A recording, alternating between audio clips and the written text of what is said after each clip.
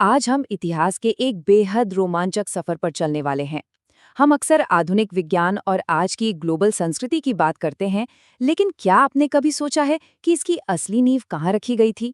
आज की इस चर्चा में हम गहराई से समझेंगे कि कैसे 800 ईस्वी तक के प्राचीन भारतीय ज्ञान ने पूरी दुनिया को आकार दिया। ये कोई आम इतिहास का पाठ नहीं है, ये एक ऐसी कहानी है जो दिखाती है कि कैसे एक सभ्यता के विचार सरहदों को पार करते हुए पूरी दुनिया में फैल गए। तो चलिए बिना किसी देरी के शुरू करते हैं। अब जरा इस कमाल की तुलना को देखिए। एक तरफ हमारे पास 1959 में जॉन बेकस द्वारा बनाए गए कंप्यूटर को निर्देश देने वाले नियम हैं, जिन्हें बेकस नॉरफॉर्म कहा जाता है, और दूसरी तरफ 2500 साल पहले महर्षि पाणिनि द्वारा रचित अष्टाध्यायी के 4000 संस्कृत व्याकरण के नियम हैं। हैरानी की बात यह है कि कोडिंग के लिए आधुनिक नियम प्राचीन संस्कृत व्याकरण के नियमों से बिल्कुल मेल खाते हैं। मतलब जिस ढांचे पर हमारी आज की पूरी तकनीक टिकी है, उसकी जड़ें असल में सदियों पुरानी हैं। है ना हैरान करने वाली बात? तो इस पूरी कहानी को अच्छे से समझने के लिए हम इसे कुछ अहम हिस्सों में बांटेंगे।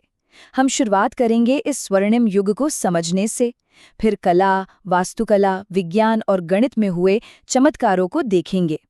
उसके बाद हम भारत से बाहर निकलकर पश्चिमी दुनिया और एशिया में फैले इसके सांस्कृतिक प्रभाव को ट्रैक करेंगे। तो आइए सबसे पहले बात करते हैं प्राचीन भारत के इस स्वर्णिम युग की। देखिए, जब हम स्वर्णिम युग या गोल्डन एज कहते हैं तो उसका मतलब क्या है? ये 800 ईस्वी तक का वो दौर था जब समाज में एक गजब की शांति और स्थिरता थी। व्यापार फल फूल रहा था, लेकिन सबसे खास बात ये थी कि इस दौरान बौद्धिक विकास अपने चरम पर था। गणित, विज्ञान, दर्शनशास्त्र और कला, हर क्षेत्र में लगातार नई और क्रांतिकारी खोजें हो रही थीं। यही वो मजबूत आधार था जिसने उन अद्भुत उपलब्धियों को जन्म दिया जिनके बारे में हम आगे बात करने वाले हैं। अब जरा उस दौर के साहित्य और वास्तुकला की तरफ मुड़ते हैं।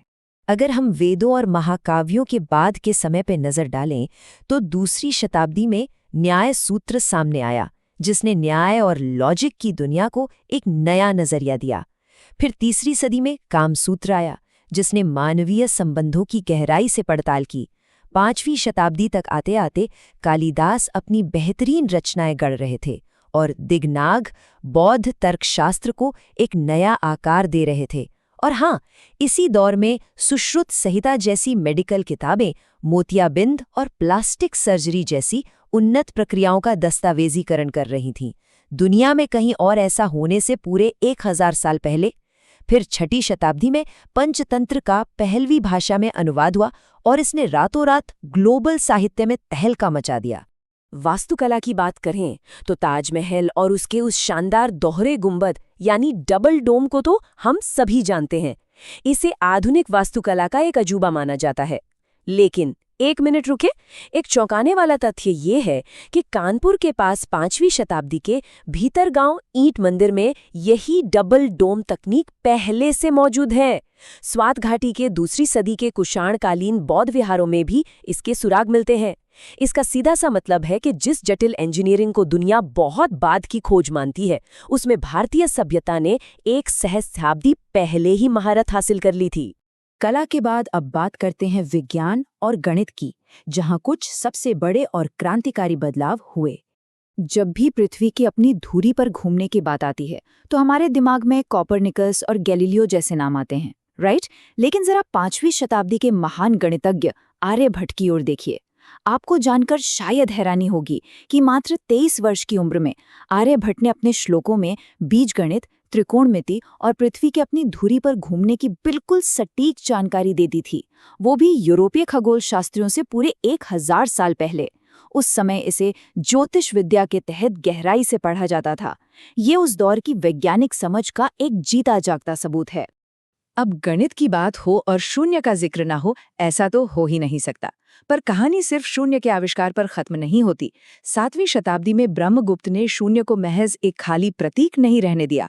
उन्होंने इसे एक वास्तविक संख्या का दर्जा दिया और इसके पक्के नियम बनाए। 1 के आगे शून्य लगाकर 10 या 100 बनाना, शून्य में किसी संख्या को जोड़ना या घटाना और धनात्मक व ऋणात्मक संख्याओं के नियम, ये सब उन्होंने तय किए। सोचिए, ये बिल्कुल वही नियम है जो आज पूरी दुनिया के स्कूलों में बच्चों को रटाए जाते हैं। ये नंबर 16 एक बहुत बड़े रहस्य की चाबी है। 1882 में बख्शाली गांव में एक प्राचीन पांडुलिपि मिली थी जो भोजपत्र पर लिखी गई थी। कार्बन डेटिंग से पता चला कि ये 7वीं शताब्दी की है। और कमाल की बात यह है कि इस पांडुलिपि के ठीक 16वें पन्ने पर शून्य और दशमलव प्रणाली के इस्तेमाल का दुनिया का सबसे पुराना फिजिकल प्रूफ मौजूद है। ये महज एक पन्ना नहीं है, ये इस बात का पुख्ता सबूत है कि कैसे ये प्राचीन समाज इन बेहद एडवांस्ड मैथमेटिकल कॉन्सेप्ट्स को अपनी रोजमर्रा की जिंदगी में उतार चुका था। चलिए, अब भारत के भीतर से निकलकर थोड़ा बाहर की दुनिया पर नजर डालते हैं। अब यहाँ आपके मन में एक सवाल आ सकता है। जब भारत में ज्ञान और समृद्धि का ये सुनहरा दौर चल रहा था, तब यूरोप में क्या हो रहा था? और क्या पश्चिमी दुनिया का इस प्राचीन ज्ञान के साथ कोई सीधा संपर्क था? तो आइए इसके कुछ दिलचस्प सबूत तलाशते हैं। इतिहास के पन्नों में जो सुराग मिलते हैं वो वाकई अचंभित करने वाले हैं। 200 ईसा पूर्व में जब मशहूर जनरल हैनिबल ने रोम पर हमला किया तो वो जिस हाथी पर सवार थे उसका नाम सरोसा था, जो कि एक भारतीय युद्ध हाथी था। फिर 79 ईस्वी में ज्वालामुखी फटने से तबाह हुए इटली के पोम्पेई शहर की खुदाई में हाथी दांत की एक भारतीय मूर्ति मिली, जिसे पोम्पेई लक्ष्मी कहा जाता है। इतना ही नहीं, 6ठी शताब्दी के स्वीडन में बुद्ध की एक कांस्य मूर्ति मिली है। और भारत के अरिकामेडु में तो प्राचीन रोमन व्यापारिक बंदरगाह के सीधे प्रमाण मौजूद हैं।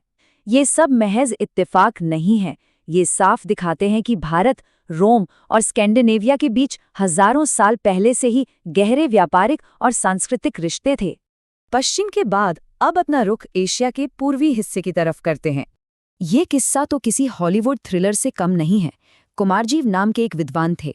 उनका ज्ञान इतना अनमोल था कि चीनी सम्राट ने उन्हें अपनी राजधानी चांगान लाने के लिए पूरे 70,000 सैनिकों की फौज भेज दी। जरा उस पैमाने के बारे में सोचिए। वहां पहुंचकर कुमारजीव ने चीनी भाषा में बौद्ध ग्रंथों का जो सटीक अनुवाद किया, उसने चीनी सभ्यता में एक बहुत गहरा असर छोड़ा।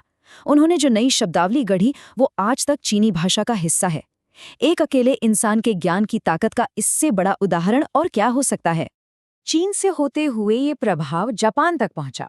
साल 736 ईस्वी भारतीय भिक्षु बोधि सेना जापान के ओसाका पहुंचते हैं। वहां उनका इतना भव्य स्वागत और सम्मान होता है कि जब नारा के ऐतिहासिक टोदाईजी मंदिर में विशाल कांस्य बुद्ध की मूर्ति स्थापित की जाती है तो उसकी आंखें रंगने यानी उसमें प्राण डालने का सबसे अहम काम बोधि सेना को ही सौंपा जाता है। इस गहरे जुड़ाव का ही असर था कि बाद में जापानी संगीत, नृत्य और उनकी लिपि पर भी संस्कृत की स्पष्ट छाप देखने को मिली। दक्षिण पूर्व एशिया में तो ये सांस्कृतिक लहर और भी बड़ी थी। फनान साम्राज्य, जो आज के कंबोडिया और वियतनाम के हिस्सों में था, उसकी जड़ें पूरी तरह से भारतीय संस्कृति में रची बसी थीं। 5वीं शताब्दी के वियतनाम में गुणवर्मन के संस्कृत शिलालेख मिलते हैं और 7वीं शताब्दी तक आते आते कंबोडिया के सांबोर प्रीकुक में 150 से ज्यादा हिंदू मंदिर बन चुके थे। दिलचस्प बात यह है कि कंबोडिया और इंडोनेशिया के राजा बहुत गर्व के साथ खुद को पल्लव और गुप्त राजाओं की तर्ज पर पर्वत भूपाल या माउंटेन किंग्स कहते थे। ये सिर्फ कुछ राजाओं का प्रभाव नहीं था, बल्कि एक पूरी जीवन शैली वहां पनप रही थी। तो इन सब बातों को समेटते हुए हम एक बहुत ही अहम ऐतिहासिक मोड़ पर पहुंचते हैं। जब हम इन सभी बिखरे हुए धागों को एक साथ जोड़ते हैं तो एक बहुत ही गहरा विचार उभर कर आता है। 750 ईस्वी के आसपास जब बगदाद में इस्लामिक स्वर्ण युग की शुरुआत हो रही थी तो उसे वो पहली चिंगारी इसी प्राचीन भारतीय गणित, विज्ञान और दर्शन शास्त्र के विशाल खजाने से मिली थी। ये मानो एक सभ्यता द्वारा दूसरी सभ्यता को ज्ञान की मशाल सौंपने जैसा था। इसी मशाल की रोशनी में बाद में आधुनिक दुनिया का नक्शा खींचा गया। तो अंत में ये सोचने वाली बात है कि मानव इतिहास में ज्ञान कभी एक जगह ठहरता नहीं है, वो बहता रहता है, नए रूप लेता रहता है। अगली बार जब आप आधुनिक विज्ञान का कोई चमत्कार देखें तो उस प्राचीन नींव